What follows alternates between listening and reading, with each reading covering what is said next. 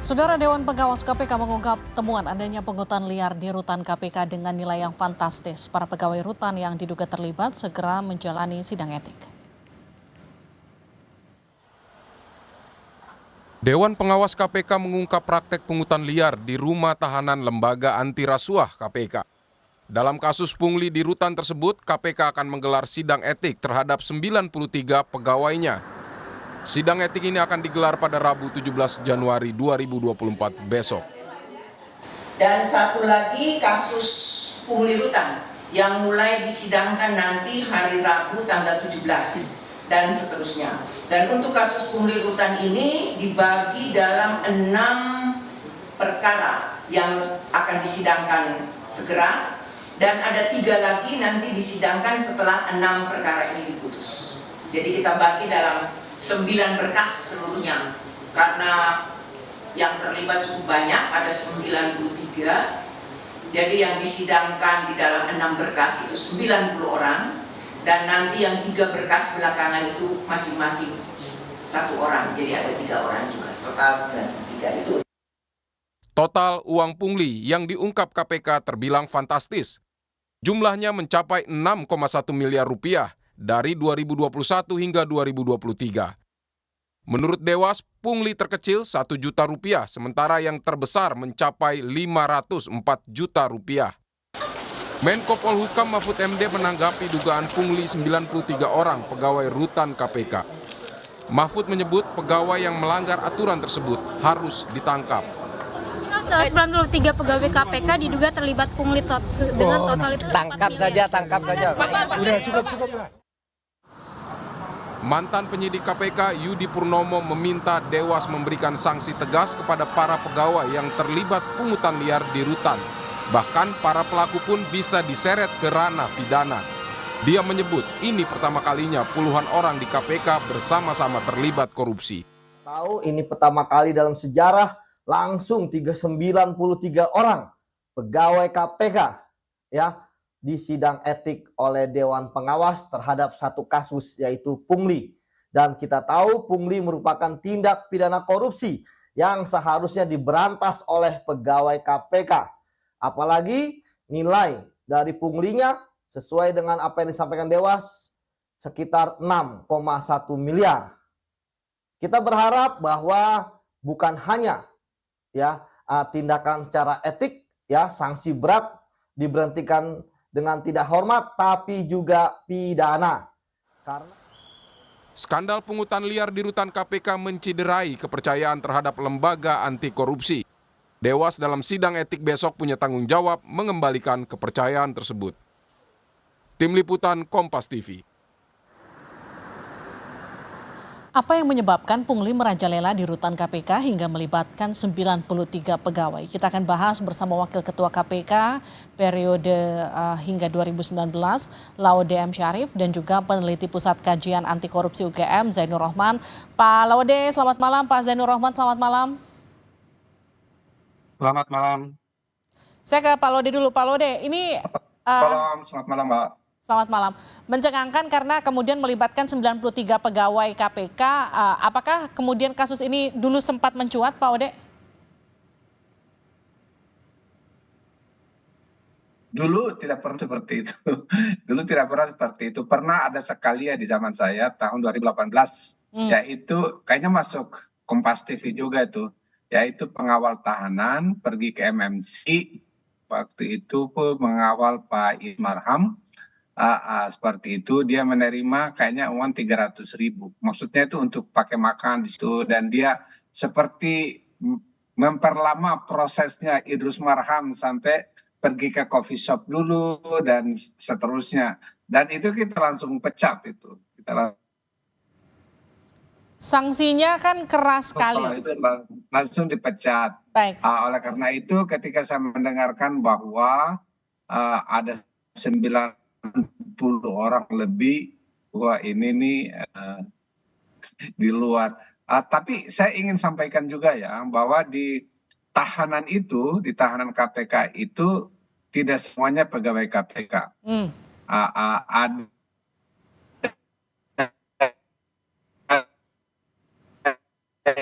yang yang dipekerjakan dengan dan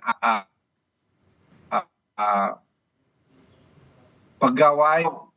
Kalau dulu kan pegawainya itu beda-beda, nggak tahu kalau model ASN yang Oke. sekarang ya, apakah semuanya sudah ASN atau tidak, seperti itu. Pak Laude, saya minta izin untuk diperbaiki sambungannya karena sinyal Anda kurang begitu baik. Saya ke Pak Zainur terlebih dahulu. Pak Zainur, kalau pengaruh kasus ini ke kepercayaan publik terhadap KPK seperti apa? Ya jelas rontok ya. Kenapa? Karena KPK ini kan satu lembaga yang dibentuk untuk melakukan pemberantasan korupsi. Sangat tidak lucu lah kalau lembaga pemberantas korupsi sendiri di dalam tubuh lembaganya menjamur korupsi. Ini menurut saya KPK sudah benar-benar bobrok di semua tingkatan ya. Ketuanya menjadi tersangka korupsi, kemudian ada 93 pegawai diduga melakukan korupsi, artinya kerusakan sudah terjadi di mana-mana. Saya melihat ini KPK sudah akan sangat berat untuk mendakwahkan ya, mengkampanyekan nilai integritas kepada instansi, lembaga, kementerian, atau masyarakat atau dunia bisnis. Kenapa? Karena KPK sendiri gagal menegakkan nilai-nilai integritas di dalam. Saya lihat ini KPK sudah harus di uninstall dan diinstal ulang, Mbak Livi. Bahkan uninstall dan diinstal ulang, artinya dibubarkan begitu membentuk satu lembaga baru atau gimana? Tentu caranya banyak ya. Yang pertama yang jelas sih paling mudah adalah dengan melakukan revisi kembali Undang-Undang 19 2019 untuk mengembalikan kembali independensi KPK. Itu yang pertama. Yang kedua, tentu kan kita lihat Dewan Pengawas, meskipun dia selalu klaim untuk 93 pegawai ini adalah prestasinya, tetapi kita lihat Dewas gagal untuk menegakkan kode etik di internal KPK. Nah, Dewas ini kan hasil pilihan presiden secara mandiri begitu ya, tanpa ada satu proses seleksi. Kita harap KPK itu adalah menjadi lembaga negara yang sepenuhnya independen, tanpa campur tangan kekuasaan manapun. Dan kita juga tahu bahwa ini semua tidak lepas dari kepemimpinan yang buruk. Nah, kalau kita lihat kepemimpinan, maka kita lihat bagaimana di 2019 Presiden Jokowi melalui panselnya dan juga DPR itu memilih Firly Bahuri yang kemudian problematik, kemudian banyak melakukan pelanggaran kode etik, itu ditiru oleh bawahannya. Ya. Biasanya kan ada giumnya itu ikan busuk mulai dari kepala. Nah, kalau kepalanya korupsi, maka bawahannya akan jauh lebih korupsi. Nah, kita tidak bisa hanya sekadar melihat ini persoalan di level pegawai. Ini adalah ketiadaan teladan, bahkan keteladanan yang buruk. Sehingga kita harus benar-benar mencuci ulang KPK sebagaimana KPK dulu. KPK dulu itu kan sangat terkenal menolak gratifikasi. Dikasih air putih atau sekadar kudapan saja ditolak kalau itu dari pihak yang tidak ada hubungannya dengan kepentingan kedinasan atau apalagi pihak-pihak yang berkaitan dengan perkara. Ya, baik. Sekarang bisa KPK pegawainya menerima gratifikasi, menerima suap, dan melakukan pemerasan. Nilainya 6,1 miliar bahkan. Saya ke Pak Ode. Pak Ode, sambungan Anda sudah kembali betul, kita coba ulang.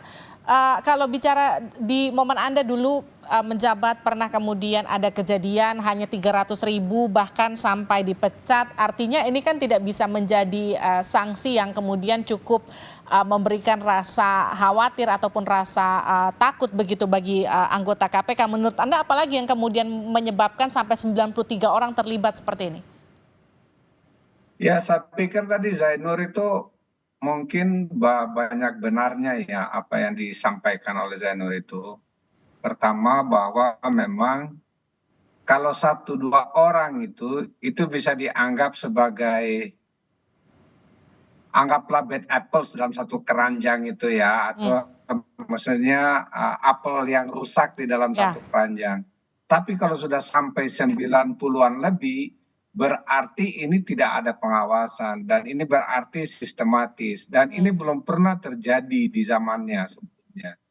Misalnya ya pada waktu angkatan pertama KPK zamannya Pak Ruki, pernah dulu ada penyidik minta duit 1 orang ya, tapi langsung diselidiki, diapain. Tapi terus terang yang beberapa yang terakhir ini komisionernya 2 orang bermasalah.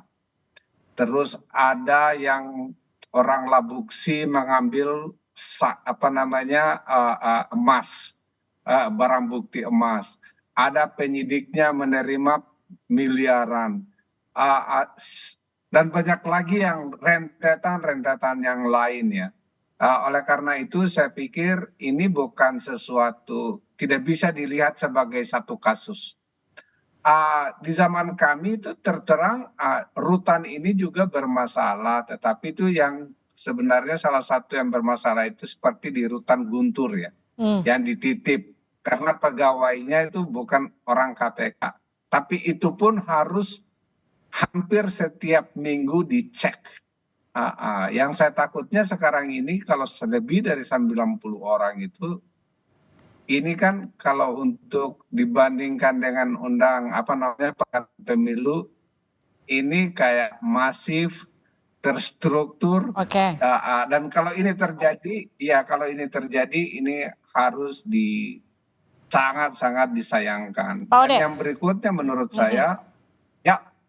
Tadi Pak Zainur kan bilang di restart ulang, entah dengan pembenahan dengan model apa. Kalau menurut Anda itu cara apa untuk mengembalikan KPK seperti ketika dulu baru dibentuk, ketika kemudian setiap orang katakanlah menaruh banyak harapan terhadap KPK, tapi tidak lagi sekarang?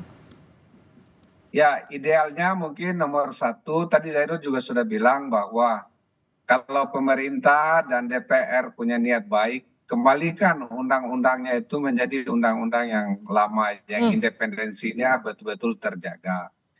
Yang kedua, itu memang pimpinan KPK itu tidak boleh diisi orang yang bermasalah. Yang dua yang bermasalah sekarang itu telah disampaikan sejak proses pemilihan. Oke. Tetapi dipaksakan. Yang ketiga, mudah-mudahan ini menurut saya Dewas ini kan dari awal dianggap ini akan bisa selalu memberikan ketegasan-ketegasan. Tapi terus terang pelanggaran-pelanggaran etik yang dilakukan oleh pimpinan atau beberapa yang lain itu seakan-akan kurang tegas juga. Baik. Sehingga apa? Ya mungkin inilah yang dijadikan cuma begitu kok, seperti itu. Saya tidak mau banding-bandingkan dengan pengawas internal KPK yang dulu ya. Yang dulu itu kan namanya PI, pengawas internal. Itu Pak Agus saja, dia pakai baju lengan pendek, kan dilarang itu. Di sidang etik itu. Pak Saud misalnya waktu itu ngomong sesuatu yang benar di televisi, tapi dipermasalahkan, politically incorrect lah, secara politik kurang pantas, itu di sidang etik seperti itu. Tapi kalau di Dewas kok kayaknya standarnya diturunkan, ya lebih bagus pengawas internal lah kalau begitu, nggak usah pakai Dewas. Lebih baik pengawas internal daripada Dewas kalau kayak gitu. Pak Zainur, masih ingat nggak satu lagi dulu? Ya. Ada misalnya kebocoran sebenarnya juga itu nggak salah, cuma belum diumumkan sudah keluar bocor tentang seseorang, Anas Urbaningrum seperti itu. Itu pengawas internal langsung masuk, memanggil, membentuk sidang etik. Pokoknya zero tolerance. Sekarang ini menurut saya kalau mau di reset ulang ini sudah saatnya di set ulang. Baik Pak Zainur, pembenahan yang terefektif katakanlah selain tadi kalau Anda katakan kembalikan undang-undang KPK, apalagi Pak Zainur? Yang pertama tentu proses penegakan etik yang akan dilakukan itu harus keras, tegas, ya. Berhentikan semua yang melakukan pemerasan, menerima suap, gratifikasi dan pelecehan seksual kepada tahanan maupun keluarganya. Pecat semua PTDH. Yang kedua adalah proses pidana semua pelaku. Kenapa? Karena ini semua adalah tindak pidana kekerasan seksual, tindak pidana korupsi dalam bentuk suap, gratifikasi dan pemerasan. Siapa yang menangani? Saya pikir KPK tidak berwenang sesuai dengan pasal 11 Undang-Undang KPK. KPK hanya berwenang menangani aparat penegak hukum atau penyelenggara negara dan yang nilai kerugiannya di atas 1 miliar. Ini kan mohon maaf ya, pegawai bawah sehingga tidak berwenang. Harusnya ini diserahkan kepada kepolisian untuk melakukan penanganan pidananya. Dan yang terakhir menurut saya adalah KPK harus melakukan review sistem. Kenapa di internalnya bisa sampai kejadian 93 pegawai diduga melakukan tindak pidana korupsi, menerima pungli gitu ya, melakukan pungli. Maka review sistem itu dilakukan ya untuk mengetahui titik-titik lemah. Bagi saya sih salah satu penyebab titik lemahnya karena memang tidak ada semacam body system ya, atau tidak ada sense of belonging, saling mengawasi, saling kontrol, saling mengimbangi di antara sesama pegawai. Kenapa? Karena yang keras-keras sudah di TWK semua, sudah dipecat semua oleh KPK gitu ya, oleh Firly Bahuri gitu. Nah, sehingga sekarang yang tersisa di dalam sepertinya ya gimana bisa ada 93 pegawai menerima suap atau gratifikasi atau melakukan pemerasan tetapi tidak ada alarm yang berbunyi. Ini artinya sistem di internal KPK tidak berjalan, sehingga harus dilakukan review sistem untuk melakukan perbaikan secara menyeluruh dan mendasar. KPK diinstal ulang dengan sistem yang baru gitu ya. Baik, terima kasih Pak Zainur, terima kasih juga Pak Laude sudah bergabung di Sapa Indonesia Malam. Sehat-sehat selalu.